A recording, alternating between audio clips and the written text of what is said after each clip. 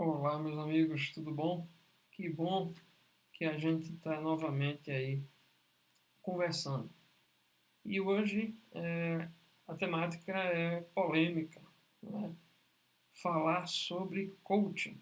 Parece que essa palavrinha virou um mote para humor, né? Para piada. Parece que as pessoas que buscaram uma formação nessa área agora temem dizer que são coaches. Pois é. Mas a gente vai tentar falar um pouquinho de maneira conceitual, de maneira técnica, para clarear um pouco as ideias de vocês em relação a essa profissão ou essa área de atuação do desenvolvimento humano, de maneira que a gente se sinta um pouco menos amedrontado e para os profissionais, né, as pessoas que buscaram se capacitar, e que se sintam um pouco menos abatidas diante dessa banalização, né? Então, vamos falar sobre coaching, vamos falar também rapidamente sobre mentoring, mas o foco principal é entender o que aconteceu, né? Esse vídeo ele tende a ser mais curto, menor do que os anteriores. É um exercício que eu estou fazendo para que a gente tenha uma dinâmica um pouco maior, um pouco melhor, tá bom? Pois é, o que é coaching, né? O que é esse tal coach? O que não é coach? E mais, né, por que contratar? Quais são as necessidades de se ter esse profissional aí como um assessor, como um orientador? Antes de mais nada, queria mencionar esse consultor aqui, o Alan Weiss, né? Ele, num livro chamado Coaching Guru, em 2011, vejam o que esse cidadão, esse americano de Illinois, ele falava. O poder e a importância do coaching como ferramenta de desenvolvimento correm o risco de se tornar comida fácil, como frango ou vinho fácil, como o Merlot. Receber coaching se tornou um desenvolvimento fácil. Ele parece que já vivenciava isso há quase 10 anos atrás nos Estados Unidos.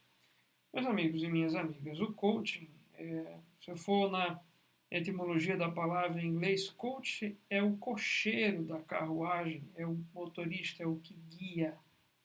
Tá? Esse termo sempre foi atribuído aos treinadores, os desportistas americanos, nos esportes coletivos ou individuais, eles sempre têm o seu coach, o seu treinador, né? Então vamos entender dentro dessa etimologia como alguém que guia, alguém que treina.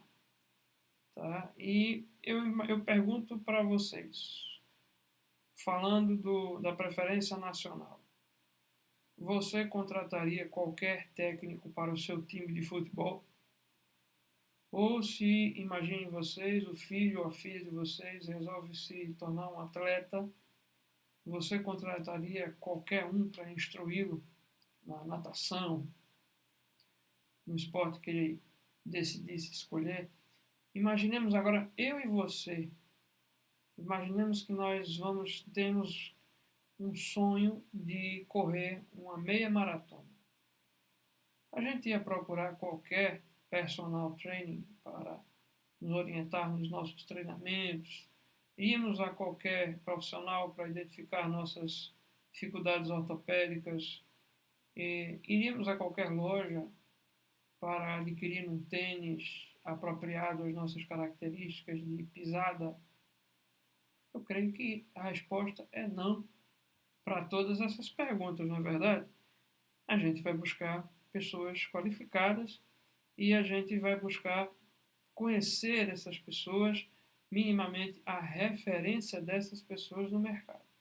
E aí é que está a grande questão, a grande situação a qual aí o Alan Weiss colocava como uma antevisão. Não é? Parece que é fácil ser coach. Todo mundo é coach. Eu digo por sensibilidade própria, parece que todo mundo é consultor também, não é verdade? Mas enfim, o que é que a gente precisa entender? Vamos classificar, conceituar. Dentro da literatura, existe uma vasta literatura, principalmente em inglês, acerca do que é esse profissional, de que área é essa. Só para trazer para vocês um suporte interessante, na minha perspectiva de estar chamando muitas bases americanas. Hoje o coach ele é federalizado nos Estados Unidos. A profissão de coach ela é federalizada, ela é institucionalizada. E existem, imaginem vocês, um código de ética para a profissão. Eu falei código de ética. Então vejam só o que o mesmo autor, o Weiss, né, ele fala. Um coach ajuda as pessoas a chegar a um resultado desejado por meio de comportamento ou desempenho melhorados, de forma definida em comum acordo no início do trabalho. Eu aqui não pretendo citar nenhuma escola, nenhuma consultoria de formação, nenhum instituto, nada. Apenas afirmo a vocês, isso está no meu currículo, que eu sou coach de profissão e coach de vida, né? Como se fala, Life and Professional Coach. Eu me qualifiquei em 2012, num treinamento de 120 horas, uma capacitação de 120 horas, 30 delas em teleaula, diretamente com um instituto internacional. E após esse período de capacitação, passei 1 ano em supervisão, atendendo sem cobrar e compartilhando, dentro do grau de confidencialidade possível, o meu processo com meus clientes, com meus coaches. Tudo isso para me fortalecer na minha capacitação, na minha autoconfiança e segurança e principalmente entendimento técnico do que é ser coach, no sentido das aplicações de ferramentas com as quais nós nos aperfeiçoamos e conhecemos nesses treinamentos. Então eu me atrevo a criar e apontar para vocês um conceito. O processo de coaching, ele consiste na aplicação de ferramentas comportamentais específicas ou de orientação comportamental específica, oriundas da chamada psicologia positiva. Foco é melhoria de performance frente a um objetivo desejado e explorado. Por que eu falo explorado, pessoal? Porque isso é conversado bastante nas primeiras reuniões com o cliente, no intuito de que ele realmente acredite naquilo que quer, ou tenha a ciência plena de que é aquilo exatamente que ele deseja enquanto objetivo do processo. Isso pode estar ligado à vida pessoal, à vida profissional ou à vida empresarial. Ou seja, a gente tem aí 3 classificações de processo de coaching. O life coaching, o coach de vida, o exemplo que eu trouxe de correr uma meia maratona, por exemplo, tá? O professional coaching, que é aquele desejo profissional, mas que brota do cliente, ou seja, almejar um concurso público, por exemplo, se tornar gestor dentro da sua área, empreender, né, abrir o próprio negócio, tá? E o management coach ou executive coach, que é aquele onde a empresa ela define um objetivo para o seu executivo e contrata um profissional para desenvolver essa competência, esse objetivo, como, por exemplo, melhorar a capacidade de liderança ou a capacidade de planejamento de um profissional. Tudo isso pode receber a alcunha de coaching. Então, eu acho que está um pouco mais claro para vocês. Por que eu estou enfatizando isso? Porque a gente vê, não apenas nas piadas que escutamos aí, nos canais de humor, nos shows de stand-up comedy, mas também até em reportagens que até, acho eu, constroem uma certa ironia, mas apresentam aí pessoas que se dizem coaches e que fazem, e têm 1001 utilidades, né? Certa vez eu recebi uma informação no WhatsApp de um cidadão que cobra, sei lá, R$ 3.000 para acompanhar um casal durante uma noite de amor e dar uma nota para a relação que eles tiveram. Me perdoem, mas isso não é coach. Isso é outra coisa qualquer, mas não é coach dentro do que significa essa área a partir da sua origem, evolução e maturidade nos Estados Unidos. Então, eu estou buscando um material sério para compartilhar com vocês. Então, a gente sabe da banalização de várias outras profissões, como é o caso do corretor de imóveis, do próprio consultor organizacional, né? Eu não queria usar essa palavra, mas são áreas que se prostituíram pela falta de ética das pessoas e até das empresas. Tem muita consultoria de recursos humanos aí ofertando cursos de 2 horas até online e você, após essas 2 horinhas de curso, é chamado de coach por essas empresas. Então isso é um abuso da inteligência de qualquer um, não é uma fraude, um charlatanismo que infelizmente impacta nas escolas sérias e nos profissionais que buscam desenvolver esse trabalho de maneira séria. Tá? Então, o que não é coaching, pessoal? Terapia não é coaching, pessoal. Se você se submeteu a um processo, ou pretende se submeter a um processo de coaching, e durante esse processo, o profissional que aborda você começar a construir é, é, perspectivas terapêuticas na conversa, corra, esqueça, denuncie ao CRP, ao seu Conselho Regional aí de Psicologia, ao CFP, denuncie. Denuncie porque o coach não é um psicólogo, ele não é treinado para isso, ele não estuda para isso, muito menos um psiquiatra, tá certo? Outra coisa, coach não é autoajuda. Coach é um processo que se assemelha mais ao autoconhecimento. Tá? E voltando ao foco da informação de que coach não é terapia, o coach sério, ele segue um código de ética. E uma das normativas desse código prediz o seguinte: se o coach, o seu cliente, ele apresenta, enfim, características de alguma disfunção comportamental, como uma depressão, o processo precisa ser suspenso imediatamente e você, enquanto profissional de coach, tem que sugerir o encaminhamento dessa pessoa a um psicólogo, a um terapeuta, a um profissional ajustado, adequado à necessidade daquela pessoa. Então é importante que a gente tenha essa perspectiva. Tá? Um profissional que vai se intitular coach, ele vai precisar seguir alguns parâmetros que eu trago na próxima lâmina. Vejam só que requisitos precisam estar instalados aí e serem apresentados, verbalizados, e você, ao contratar um profissional, precisa questioná-lo dentro dessas prerrogativas aqui. Uma formação mínima de 120 horas, preferencialmente com uma escola, uma entidade que tenha vínculo, convênio com outra instituição nos Estados Unidos, instituição essa preferencialmente uma universidade americana, tá certo? Outra coisa, que esse profissional que está lhe atendendo, que está se ofertando serviços a você, tenha passado por atuação supervisionada pela escola que o formou durante pelo menos 12 meses.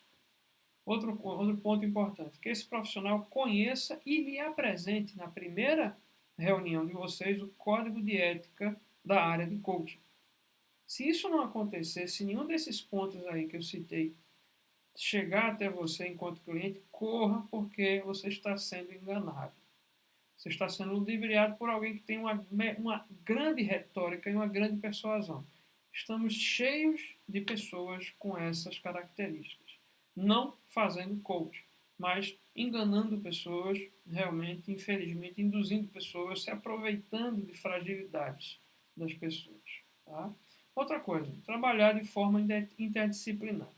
Enquanto coach, é importante que esse profissional também faça o processo com outra pessoa, ou seja, ele receba e faça com outra pessoa, que é o que se chama de peer coaching, é o coaching em pares. Dessa maneira, esse profissional está se reciclando, está exercitando recorrentemente as ferramentas que conheceu, então você vai se sentir mais seguro e ele vai passar essa segurança para você. Quem é que pode se formar, vamos chamar dessa maneira, né? se qualificar, se capacitar para ser coach? Bem, qualquer profissional que, antes de tudo, goste de pessoas, eu costumo contemporizar nessa linha, sabe? Precisa gostar de gente, precisa gostar de pessoas antes de qualquer coisa. E, se possível, ser um profissional que tenha tido experiência com pessoas, com orientação, com gestão de equipes, com condução de pessoas. Não é?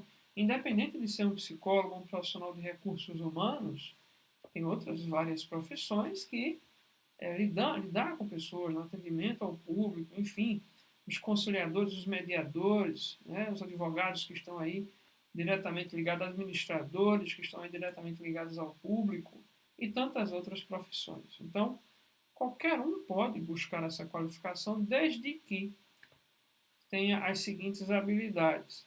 Importante frisar que essas habilidades aqui também são do livro Coach de Ouro, tá? Do autor lá que eu trouxe no início. Selecionei esse autor porque ele fala muito sobre essa questão da banalização. Então é preciso que essa pessoa tenha uma escuta habilidosa e sensível. Tenha uma excelente comunicação, combinando tato com franqueza, com sinceridade. Tem uma habilidade de observar o comportamento instalado no seu coaching e a dissonância desse comportamento em relação ao aspecto cognitivo. Eu chamaria aí uma habilidade de inteligência emocional muito franca e muito útil ao processo. Capacidade de se desenvolver no sentido de construir objetivos comportamentais que levem a condições melhores de alcance do objetivo contratado no processo, tá certo? E, obviamente, né, se chega aí ao sucesso. E habilidades mínimas em consultoria e conhecimento organizacional. Conforme eu disse a vocês, a gente tem aí o Executive Coach, que trabalha efetivamente com objetivos criados pela organização para seus executivos. Um outro ponto importante, comportamentos, né, que precisam existir no coach. Primeiro, uma atitude assertiva para superar a protelação. Costuma-se dizer que quem sua a camisa é o coachee, é o cliente, não é o coach. Então, o papel dele é manter aquele cliente, vamos dizer assim, acirrado, comprometido com o processo que está sendo desenvolvido. Outra coisa importante, tá? A capacidade de persuasão, de influência, de convencimento. Preferencialmente a partir de fatos, e não de uma retórica bonita, de um discurso de derrubar avião. Tomar muito cuidado com esses quânticos holísticos que a gente tanto escuta, tanto vê, né? É como eu digo aos meus alunos, orientandos aí de trabalho de conclusão de curso, quando abordam a temática de liderança nos seus projetos, eu costumo dizer, não busquem a literatura autoral. Busquem ou vivencial. Busquem a literatura acadêmica sobre liderança. Porque tem muito livro aí, autoral e vivencial. Eu, Gustavo, vou escrever um livro sobre minhas experiências como consultoria. A partir dessas experiências, eu não posso criar um conceito. Eu preciso fazer um artigo científico para isso. Preciso seguir um método científico para isso. Eu posso apontar uma linha de pensamento minha. Certo? Então, nessa perspectiva, entender que esse profissional ele é um estudioso, antes de tudo, também. E ele vai passar conteúdo e firmeza e você vai sentir confiança nele, porque não é o que a gente chama de tapioca de vento. Eu costumo repetir muito uma frase que escuto. Carroça vazia é que faz barulho.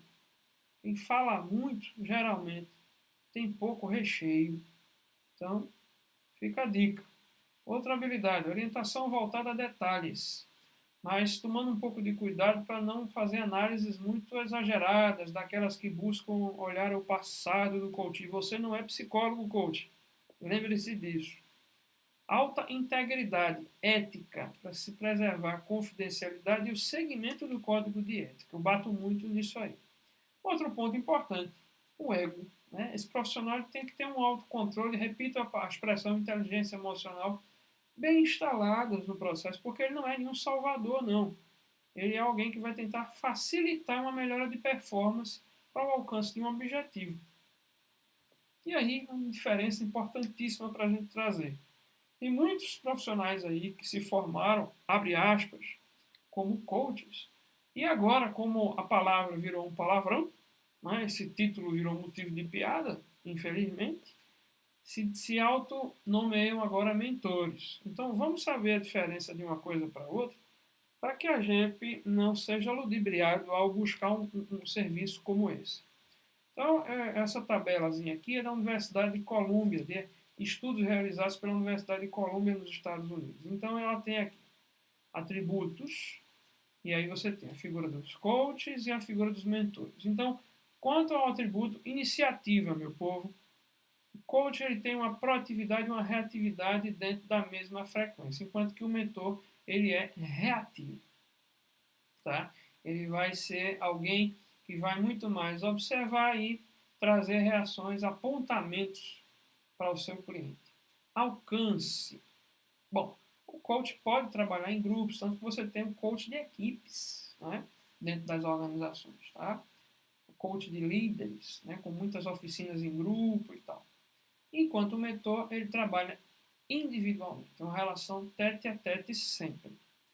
Duração, né, do processo. Bom, o coach ele tem um contrato, né? Existe um contrato mesmo, um documento regulatório entre as duas partes, que vai apontar que o processo vai durar dois meses, sei lá, 3 meses, depende do objetivo, depende do contexto, do tipo de coach a ser desenvolvido.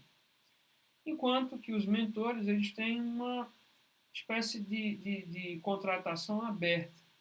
Enquanto houver uma necessidade, eu posso ter um processo de mentoria que dura 10 anos, com uma pessoa de referência para mim que vai exercer essa função de mentor para mim dentro dos meus objetivos e necessidades de evolução no campo da minha vida profissional.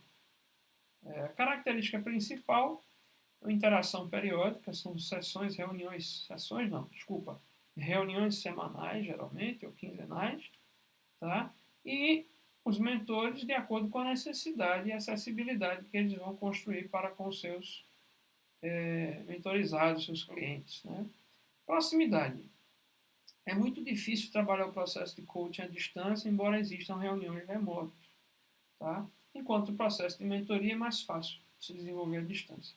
Por que o de coach não é? Porque existem muitas ferramentas que são aplicadas, conforme eu passei para vocês, e essas ferramentas vão precisar, muitas vezes, de uma interação mais próxima. Nesses tempos de pandemia, distância de 1 metro e máscara. Tá? Se possível, em locais abertos, como cafés e tudo mais, se for possível, para ainda ter mais segurança no processo. Questão relativa aos honorários. Né? Importante frisar, pessoal, que aqui no Brasil, 3 grandes escolas formaram uma tabela de preços. Tá? Então, geralmente, uma sessão de coach ela tem um valor médio de R$ 100 a R$ 150 dentro dessas 3 escolas, são as 3 maiores do Brasil. Então é importante frisar isso aí para vocês também se situarem economicamente. Então, os coaches com relação aos honorários, eles vão cobrar de acordo com o valor que o cliente enxerga no processo, ou seja, o tamanho da necessidade do cliente para o processo. Da mesma forma, você vai ter aí os mentores dentro de um regime de acesso garantido com uma combinação aí mais aleatória, tá? Mas que também pode ser firmado em contrato. Bom, a responsabilidade do coach é orientar o desenvolvimento. Né? Ele vai ser o guia mesmo aí dentro dos objetivos construídos conjuntamente no início do processo. E em relação aos mentores, é uma caixa de ressonância. Então, não é que exista um objetivo claro, mas uma necessidade de aconselhamento diante de situações específicas do cotidiano organizacional, corporativo e tal. Né? Expertise. Né? Bom, é importante que o coach ele tenha uma expertise dentro da área com a qual ele está buscando trabalhar. Né? Seja de vida, seja profissional, seja executivo. Tá? Então há uma imersão, uma necessidade de especializações. Né? É importante, pelo menos. E passa segurança para o seu cliente. Né? Enquanto que o expertise do mentor vai ser, talvez vamos chamar assim, mais adequado, mais vinculado a uma visão sistêmica, ou seja, conforme cita Bertalan Fly na teoria dos sistemas, não é verdade? Ele vai entender melhor as partes para compreender o todo. Uma visão sistêmica mais aguçada do que o coach. Tá? Vamos chamar mais aqui, o cliente principal dos coaches, o estudo da universidade traz aí o cliente organizacional. enquanto que do mentor são empreendedores. Então, vamos entender rapidamente. O conceito de empreendedor é muito amplo, né? Então, não significa que o mentor vai ser apenas, vai se vincular apenas às pessoas que estão buscando abrir empresas, vamos dizer simploriamente assim. Não. O empreendedor é aquele que tem uma atitude empreendedora ou que busca construir essa atitude, seja ele um funcionário público, seja ele um colaborador de uma organização privada, seja ele alguém que está com uma startup, uma incubadora, por exemplo. Tá? Então, separar bem para entender que esses nomes aí são mais amplos do que a gente imagina. Tá? Bom, eu já falei sobre as especializações, e aí vem a questão da experiência. Bom, o estudo aqui da Universidade de Colômbia aponta que o coach não precisa ter feito o trabalho. Eu discordo em gênero, número e grau. Acredito que a experiência faz a vivência gera segurança, e a segurança ela constrói o sucesso do processo. Então é importante sim a gente ter experiência, claro. Tá? E ele coloca que o mentor é que tem que ter tido essa expertise, tem que ter esse nome, esse legado, essa vivência. Né? Ambos precisam ter essa vivência. Tá? É importante que tenha. E aí a facilidade de entrada. Geralmente o coach consegue mais facilmente se construir no processo, ao passo que para eu confiar em alguém, para ser um mentor meu, realmente, essa pessoa precisa me conquistar, tem que ter um tempo maior, uma maturidade maior no processo, no tempo da sua atuação como mentor. Né? Então são distinções que eu acho que são importantes. Esse material está aí, né? Livre domínio para vocês. Então acessem esse material depois, para que ao decidirem contratar um profissional ou se estiverem sendo assediados por um, não é, vocês se certifiquem dessas diferenciações e possam classificar como positivo ou negativo a atuação do profissional com vocês. E aí, razões para se contratar. Né? Por que eu preciso de um profissional de coaching? Bom, o BCI, né, o Behavioral Coaching Institute, lá de Harvard, tá certo? Ele traz algumas classificações a partir de pesquisas realizadas. Ele diz que geralmente se contrata porque surge uma necessidade de algum tipo de falha recorrente na minha atuação. Então, por exemplo, eu posso ser impaciente com meus liderados. Eu vejo que há uma necessidade de trabalhar meu processo de empatia, o meu processo de liderança. E eu identifico isso e busco um profissional para me apoiar nessa performance. Outra coisa, outra necessidade surge a partir do olhar das outras pessoas. As pessoas vão e dizem, Gustavo, você é muito impaciente, você está assediando moralmente sua equipe, e aí eu vou lá e contrato um profissional. Outra coisa, uma condição específica que precisa ser mudada. Essa condição pode se dar em relação à minha posição hierárquica na empresa, eu estou há muito tempo no mesmo cargo, ou, enfim, a necessidade que eu tenho de mudar de profissão, de sair de onde eu estou e começar um novo processo de vida profissional. Uma questão de estagnação, aí, ó, razões devidas à estagnação do ambiente. A gente tem em muitas culturas organizacionais distintas que se constituem aí mais estáticas e isso gera um nível de incômodo, de, enfim, angústia até para alguns profissionais e faz com que eles se motivem a buscar uma movimentação diferente, sobretudo nesse momento da nossa vida, né, no contexto profissional. A gente viu nos 2 vídeos anteriores as questões das tendências, né, quanto está demandando a todos um desejo de mudança. Que aí está, inclusive, isso no item 5 aqui do slide, o desejo inato do ser humano de melhorar. Né? Outra característica da necessidade é o aperfeiçoamento da própria liderança. Eu poderia acrescentar aí desenvolvimento do trabalho em equipe, enfim, melhorar sua performance como pessoa altruísta, né? E a validação, né? Um 7º ponto, desejo de validar a sua imagem de sucesso. Então, nós vivemos uma sociedade muito competitiva, muito vinculada aí à imagem do sucesso. Eu afirmo que o sucesso sempre é muito relativo, não é? Mas buscar alcançar esse sucesso, essa autorrealização, está até na pirâmide de Abraham Maslow, né? Na teoria das relações humanas, ele falava muito sobre essa autorrealização. Está aí o item 7, que o BCI trouxe como motivações principais aí de se contratar um profissional. Bom, Vejam, vamos terminar por aqui, é um papo mais rápido do que os vídeos anteriores. Espero que tenha sido de utilidade para vocês. Penso na próxima semana, já antecipando, falarmos sobre liderança.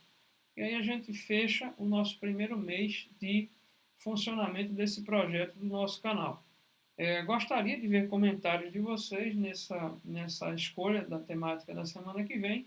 E já na próxima semana eu vou anunciar a data da nossa live, nossa primeira live, que tem por objetivo conversar sobre os temas vistos nesse mês. Tá bom? Então, uma boa semana ainda para vocês, né? Um bom final de semana também. Semana que vem estamos aí para continuar nossa labuta, nosso projeto. Espero que vocês tenham gostado.